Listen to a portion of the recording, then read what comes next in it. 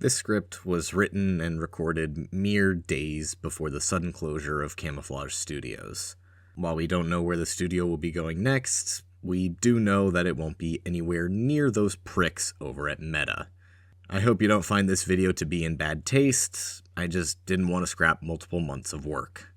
Wishing all the best to everyone who worked for this incredible studio, and praying every day that you all find your place on a platform that actually respects you. Alright, let's talk about Iron Man. G'day chaps, 'tis I, Clumpatcher139. As many of us know, Rocksteady Studios came completely out of nowhere when they made Batman Arkham Asylum. Their only other project prior to it was a generic mid-2000s first-person shooter called Urban Chaos Riot Response. That was a massive risk Warner Bros. Decided to take, allowing them to access their flagship IP to make whatever they wanted. Thankfully, they ended up creating a masterpiece, but imagine the risks they were taking in doing it. This story cannot be said for Camouflaj Studios, the game company that recently gave us the absolutely incredible Batman Arkham Shadow. Batman was not their first crack at a superhero game, or even a VR superhero game for that matter. Just 4 years prior, they took a stab at Marvel's non-spider themed flagship hero, in a completely original story that blew other VR games at the time out of the water with its ingenuity and innovation that still holds up as a must-buy for all VR players. So WB was not taking a risk at all hiring these guys to cover Batman. That game laid the groundwork for their big shot at the Arkham saga, and amazingly still holds up in its own right over 5 years later. That game was none other than Iron Man VR. Full story spoilers ahead, play the game if you haven't already. Hi. My name is Tony. And, well, you know who I am. This was one of the most fascinating gaming experiences I've had recently, as I'd honestly call this a rare example of playing completely unrelated games out of order. For all intents and purposes, Iron Man VR has absolutely nothing to do with Batman Arkham Shadow, aside from the company that made it. It's like how Insomniac made both Sunset Overdrive and Spider-Man. Same company, completely unrelated games. But throughout my entire experience with Iron Man VR, I couldn't help but pick up on tons of little design details that were so clearly the inspiration for future design decisions that Camouflaj would make in Arkham Shadow. This game was clearly a massive jumping off point for the company that gave them so much knowledge to then push forward with in their future games. Just about every level I was seeing something that made me point and go, hey, that's pretty similar to that thing from Batman. Cool. It's clear that they took their time with Iron Man VR to experiment, push the boundaries of what virtual reality was capable of, and just try things for the sake of trying them because it would be cool. Whatever worked was filed away for later use, and whatever didn't was then taken back to the lab to let them try again with a few tweaks and made into something even greater. All that to say, Iron Man VR was absolutely amazing, but not without its faults. You're fired. You can't fire me. I quit. There were clearly aspects of the game that they didn't really know which direction to take. Some ideas are not fully expanded upon, and in some respects, the game feels a little incomplete. But I've been thinking, you've built a pretty great suit. But I think I can make it even better. Standing on the shoulders of giants, of course. Which I know is one of the biggest criticisms you can give a game, but please do not take that the wrong way. Iron Man VR is a full game experience. The main story lasts about 7 to 8 hours, there's a ton of side missions, customization of both the cosmetic and weapon variety, allowing for great replayability, so why would I call it incomplete? Well, for starters, the story just kinda happens, and then it ends. The story as a whole is very fast-paced, to the point where there is very little time for it to just be a story and breathe.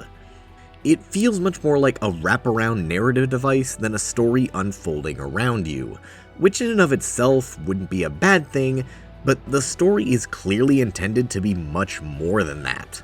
I think the biggest problem is that each chapter of the game is intercut with these postscript denouements with Tony speaking at a press conference and a bunch of time jumps. Whenever it feels like you're about to get sucked in with a critical plot point, it cuts away to 4 days later or the press conference with Tony just telling us what happens rather than having us personally experience it. But the Gunsmith gave me everything I needed to fight back. Pepper was running the company from a secure location, and things were looking up. Or so I thought. These constant interruptions make it difficult to stay immersed in the story when every couple of minutes the story is cutting away to the end where we know Tony comes out okay. It feels more like you're watching a show with each chapter being a different episode than one long movie that only cuts away when absolutely necessary. When we finally got to the end, I was genuinely wondering if that was it. While the story did conclude and we even got a credit montage flying off into the sunset, it didn't feel like the story was over. There were loose ends I was curious about, things that never felt wrapped up, and just this overall sense that there was supposed to be something more, but I just couldn't tell what. That said, the story as a whole is still great and engaging, following a storyline that kind of feels like a combination of all of Tony's appearances in the MCU pre-Civil War. We get his big debut as Iron Man, a unique villain trying to bring him and his company down because of their past sins creating and dealing in weapons, an AI gone rogue set on destroying everything, and of course Nick Fury with a lot of cleanup on his hands. The whole game is essentially Tony being punished for his mistakes and needing to make things right, which is engaging, especially with how well done the performances are from both the hero and villain side, but at the same time it gets kinda old after a while. Every chapter is basically the same objective: survive an attack from this enemy, protect people from being killed by this enemy, stop this enemy from going through with their plan before they escape, and the cycle continues. While there are a few unique story moments that the game gets to do something different, they're few and far between, and still intercut with the usual objectives we already know. The only thing keeping me really engaged was the constant shifting character dynamics, which was by far the best part of the story, because it all revolves around one new character, original by the way, that completely pushes the boundaries of what Tony Stark is willing to do. And that character is Tony Stark. Hey, boss. But red. And his name is Gunsmith. Where's the party? Gunsmith was the first AI that Tony made, back when his company was focused on making weapons. He is a genius strategist and master weapon designer, capable of breaking down the villain's tactics down to the most minute detail and developing countermeasures to stop them even before the plan was underway. Pal, I brought you back to figure You out... brought me back because we're in a street fight. And you know I don't pull any punches.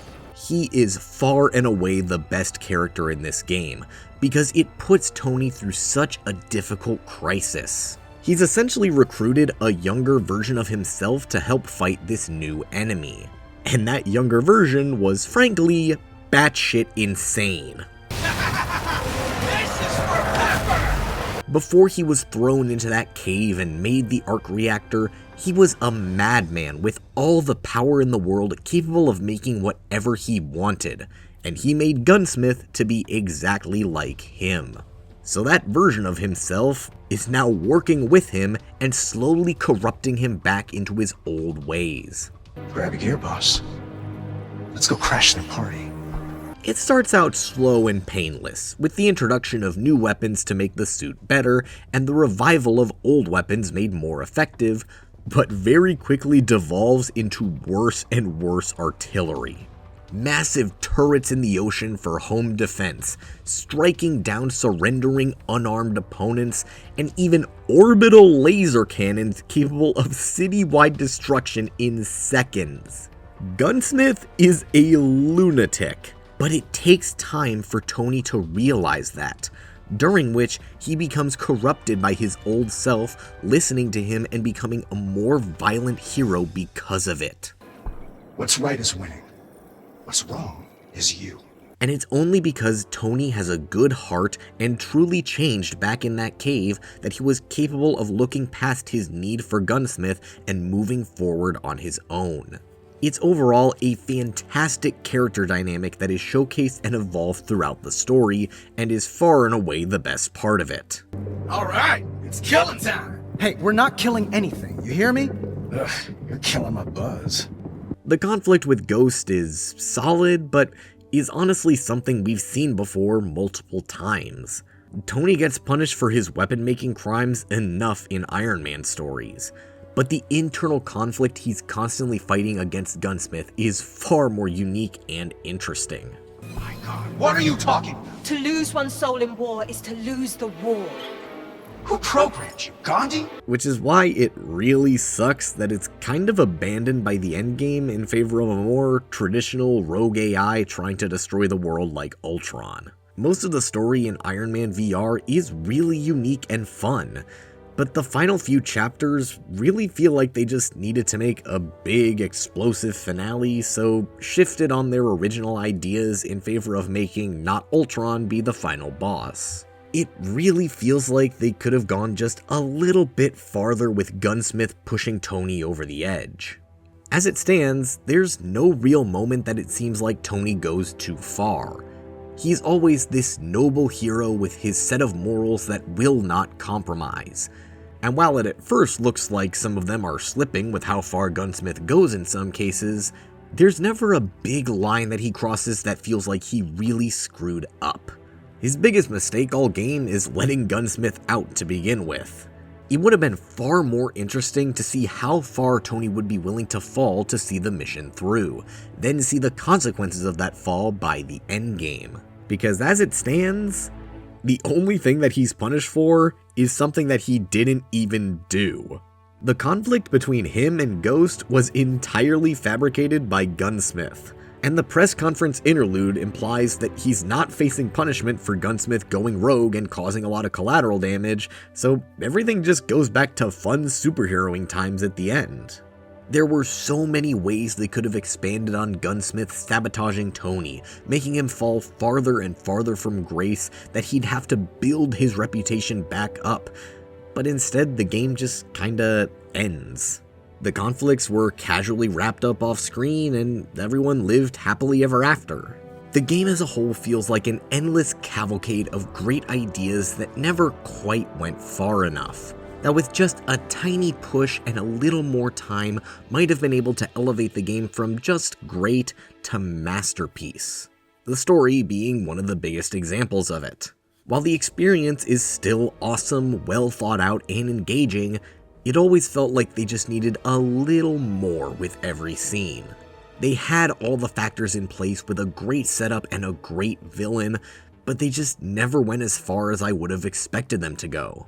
And in the end, all of this is still fine. It's alright that they didn't expand on all these factors and push the game to being the next big masterpiece, because it was literally their first try at something like this. While Camouflaj did have one original game before this, Republique, that was a completely original title with no major IP tie-in. This was Iron Man, the mascot of Marvel aside from Spidey, who had yet to have a single good and successful video game ever. Right at the hype of Infinity War and Endgame, when Robert Downey Jr. was on top of the friggin' world. They had massive shoes to fill, so did what they do best. Took an existing story, put their special camouflage spin on it, and made something new and unique.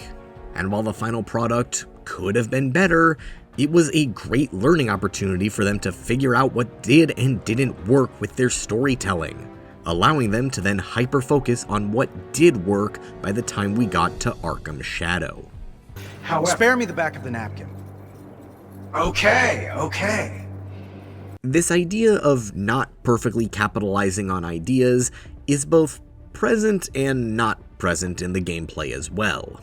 This is one of the most complicated games I've ever played, and I'd honestly say is the textbook definition of hard to learn and hard to master. This is simultaneously a free-flying action shoot-'em-up game and a resource management simulator, both of which are somehow handled beautifully.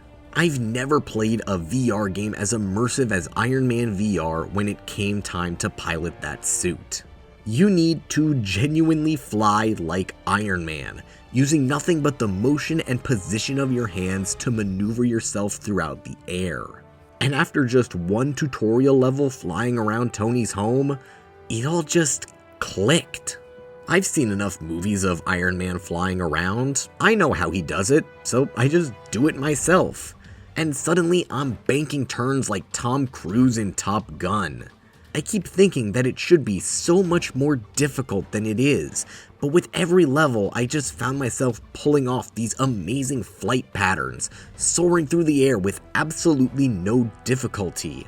They created one of the coolest flying experiences I've ever seen that I was constantly messing around with, trying to find fun twists I could throw onto the system, and was always being surprised to see them working. You're constantly making little adjustments to your flight path on a whim, be it to make it through a tight area without scratching the armor or avoid an incoming enemy's attacks, and the system is so responsive that it never feels like it's the game's fault for not doing what you wanted. It's always going to be on you for pulling off that cool move or failing and falling into the water. And it's all brought together by a super fun aerial combat system where you're constantly forced to balance a whole army's worth of resources at once. You need to balance so many things at all times in order to succeed in Iron Man VR, all of them being cooldowns you need to keep constant track of. You have essentially infinite flight and ammo, but you need to keep constant track of certain pieces of them so that you aren't dead in the water when you get swarmed by enemies. You have a limited boost feature that allows you to get up to max flight speed instantly or lets you dodge out of the way quickly. This will be on about a 7-second cooldown after you use it, so you've got to pick and choose the best time. Then of course you've got Iron Man's classic and iconic repulsors. These are a basic rapid-fire weapon that you'll constantly be shooting, as it's your most reliable weapon in terms of damage over time and ability to aim. Except that they also have an overheat feature, which means you need to stop firing them every once in a while to let them cool, and can't just mindlessly spam to your heart's content until all the bots are destroyed. Plus, while you're firing away at enemies, you need to keep up your flight. Since you need to use your arms to fly and fight, you're in a constant balancing act of dodging and weaving through enemies in the air and trying to retaliate by shooting them down, but you can't do both at once. So you gotta fly up high and shoot them as you're falling past, or be so fast with your aiming and shooting that it's like you never stopped moving. It's such a fun and unique gameplay loop that I've never really seen before. More often than not in games with aerial combat, the game will be designed to have you float in the air as you're shooting out your attacks or comboing the enemy in the air with you. But in Iron Man VR, you need to actually put in the effort to keep yourself airborne while also fighting off the enemies. You are not the one with the aerial advantage here. You're fighting on their turf trying to keep yourself alive, which is especially exemplified by the various sub-weapons that you get from Gunsmith, which I'll simply dub arm cannons. You have a wide variety of selections for these cannons, as you have 2 of them, one on each arm, that can each be customized with at least 10 different options. I found myself taking a more rapid-fire weapon for one arm and a higher damaging single shot for my other. At which point, I was so ingrained with my setup that I unfortunately didn't end up trying more than half the weapon choices. Your arm cannons have limited ammo, and take an uncomfortably long time to reload. But they're also much stronger weapons than your repulsors, able to dish out tons of damage in short periods of time. So, your most powerful weapons will pretty much always be on cooldown when you aren't using them. You need to constantly be aware of these limited resources so you know when to act and use them to start fighting at the right time. But what's even crazier is that they were able to tie all of these weapons together. once again on your arms that you need to use to fly, and were able to make it so you fired both weapons with a single button. Just like Iron Man always does, you need to open up your hand and show your palm in order to use the repulsors. Meanwhile, keeping your hand down and out of the way to use the arm cannons. This allowed them to restrict firing to a single button press, only allowing a single weapon to be used on each arm at a time, and forcing you to be more aware of your own arm movements while you're raining down fire on the enemies. It's a crazy fun system that has no right being as immersive as it is. Warm up the jets. I want to punch something. And of course, we need to talk about the most integral mechanic that allowed Camouflaj to make Batman Arkham Shadow that they themselves have quoted as being the reason they were able to make that game. The Rocket Punch. Clench your fists together, hold it to charge, then punch toward an enemy however far away you please, and you'll jet forward and punch them square in the face. Or plate, I guess? I mean, they're all clankers, they don't have faces. Point being, this is quite literally a rocket-powered punch. It propels you forward straight into whatever you're punching and does a hell of a lot of damage for your troubles. It's just as fun as it is in Arkham Shadow. And it even has an additional variation with a ground pound, where, exactly as you'd expect happens, you slam into the ground creating a massive shockwave. As fun as that move is though, you probably won't be using it all too often, because there's only a grand total of one enemy that fights you on the ground, and some levels don't even have ground for you to slam into, so it's incredibly situational. But the Rocket Punch is always fun, especially since it's not a one-time use. You can do combos with it if enemies are close enough together, and there's no cooldown. Every little aspect of combat came together to create a truly unique and unforgettable experience. Just the fact that you need to balance all of these fun attacks together with keeping yourself airborne is enough to make it stand out and be super fun. But then you add in all the variety you can impose on yourself with the different repulsors and arm cannon options, as well as the fun melee mechanics, and it just transcends to something even greater than I could have ever imagined it being. So with all this praise of these amazing mechanics, why would I say that it feels incomplete? Well, because the game as a whole is very repetitive. Every single level, with only one or two exceptions, is exactly the same. Suit up, do some flying, do some combat, maybe fight a boss, rinse and repeat until credits. With the exception of a single spooky level towards the endgame, there is practically no variety throughout this experience. The little bit that does exist comes purely from whatever enemies the specific level happens to throw at you, as well as whatever changes you made to the suit between levels.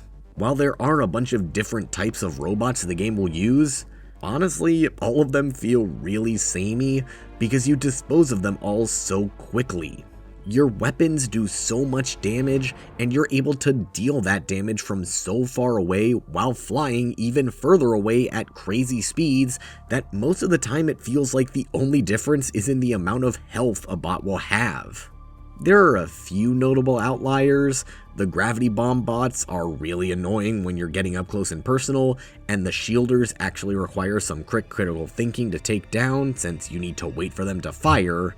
But for the most part, I couldn't tell half of these clankers apart by the time I turned them all to scrap metal, which made each combat encounter ultimately be the exact same thing every time. If you can't tell the difference between half of your enemies, then it doesn't matter which ones you throw at the player. They're gonna take them all out exactly the same way, and then move on to the next level where they'll rinse and repeat. Even worse is that there are a grand total of 0 puzzles throughout this game, unless you count the ones that Tony solves for you step by step, giving you no chance at failure. It is entirely flying around, destroying some robots, occasionally performing some kind of action to move the scene forward, and maybe fighting a boss at the end, which makes every level feel incredibly samey aside from their aesthetics.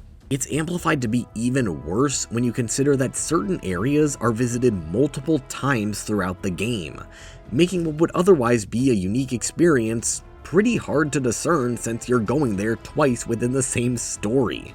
Seriously, you go to Shanghai twice within the first half of the game. You're protecting a S.H.I.E.L.D. helicarrier from drones and lasers twice. And you fight outside Tony's mansion in Malibu at least 5 different times. Hell, I'm pretty sure they reused this training ground area for the final battle with Ghost in Chapter 9, just with slightly different textures and lighting. There is not a lot of originality in here. The only level you don't visit twice is the canyon, but that's because it's the longest level in the game that was designed around its boss encounter, so it gets a pass anyway. And unfortunately, unlike the recent Deadpool VR, I can't compliment the samey nature of each level because they never add gimmicks to them to make them stand out. Each level of Deadpool VR had some kind of gimmick that kept it from getting stale, whether that be the enemies you were fighting, the weapons they dropped for you, the terrain you had to navigate, or the objective you had for the specific level. All of it was constantly evolving to keep the experience fresh, despite the gameplay always being the same. But Iron Man VR doesn't really do that. Every level is the same 8 enemies, the same flying around and blasting, the same everything. Unless they throw in a boss fight, which even then is still using the same mechanics you've been using all game, just putting a new coat of paint on them to make them appear unique when they aren't. The only time you're able to switch anything up is when you switch up the weapons in the suit itself to give yourself a different experience.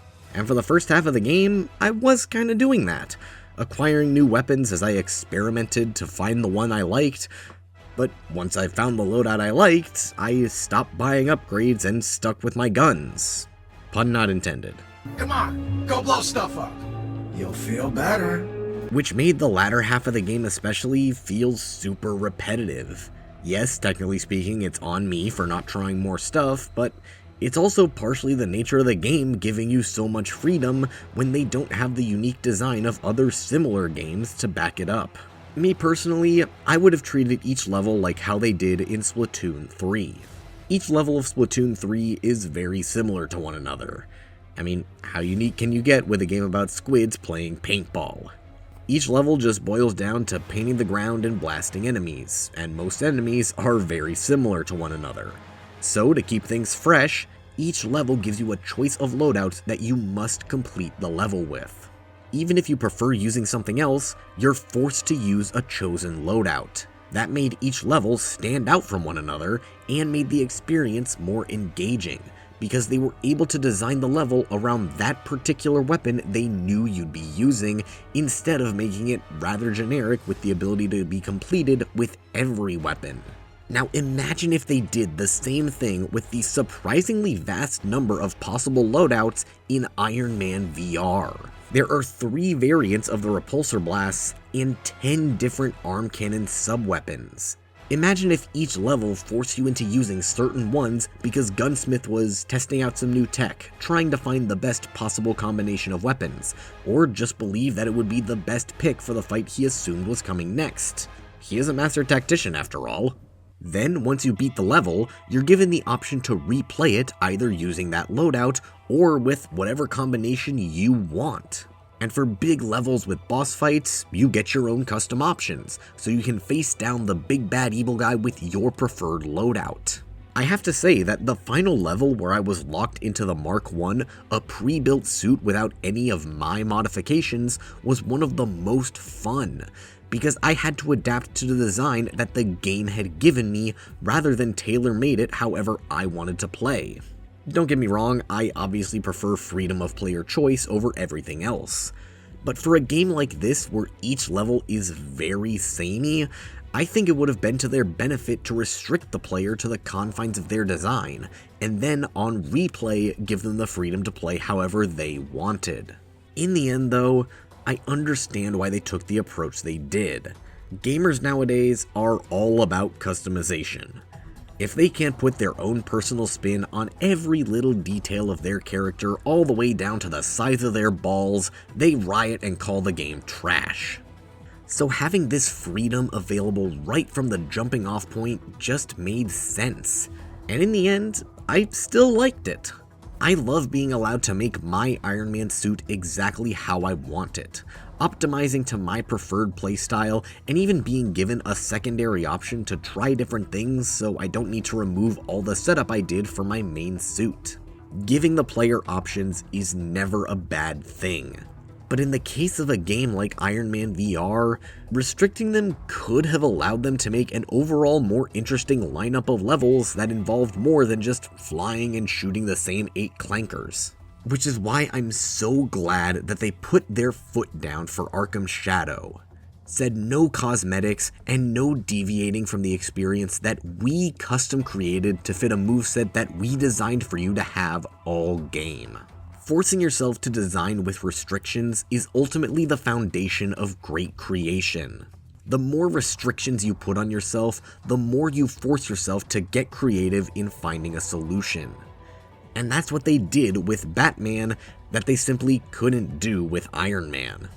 They gave themselves too much freedom and needed to design around the players being able to do just about everything, which prevented them from designing fun encounters outside of their admittedly pretty good boss selection. But while it does bring the overall experience down just a little bit, it's not enough to take away from the fact that this game is still a VR masterpiece. Tony, guess I don't need to tell you what to do. I wouldn't listen to you anyway, Nick. Iron Man VR was a brilliant stepping off point for Camouflaj Studios that proved what they were really capable of. You can see bits and pieces of Arkham Shadow's future design philosophies all over this game, and can clearly see what the team learned throughout their endeavors. Every little mistake, each missed opportunity or unfulfilled idea was addressed and attended to in their future works. You can see everything they learned from this game come together in Batman Arkham Shadow. That alone is the sign of a genius studio that in no way should have been cut. And while I certainly have my problems with the final product of Iron Man, none of them could take away from the fact that they made me believe I was flying through the sky, blasting drones, and slamming the ground with a true superhero landing just like Tony Stark. Iron Man VR is a must-play for VR owners, a quintessential experience that you can't get from any other game on the market. Just the fact that they made you really put in the work to learn how to fly exactly like Tony does is proof that this game is simply something magical. With all that being said, do all of the YouTube stuff, because once again, fuck you Meta for firing these creative geniuses in favor of bullshit AI clankers. Thanks for watching, and I'll see you later, chaps. Hello? You in there? You know, the gym has showers if that's what you...